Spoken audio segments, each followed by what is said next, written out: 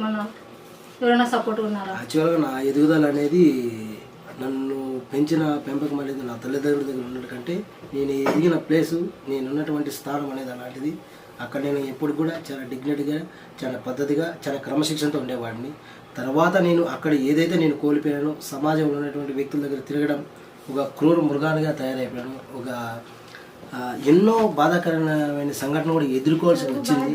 అయినా కానీ నా సినీ ప్రస్తావన అనేది ఎందుకు ఎంచుకున్నానంటే ఈ ఫీల్డ్లో నేను దాదాపు అంటే మన మదనపల్లి పరిసర ప్రాంతాలలో 25 short films, 5 national integration scams, తర్వాత ఓటీటీ మూవీలు, తర్వాత థియేటర్ మూవీలు, తర్వాత కాంతార అనే సీరియల్ కూడా చేశాను.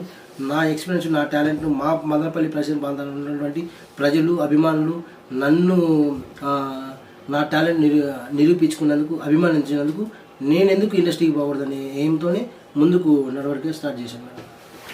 నరేష్ గారు, మీరు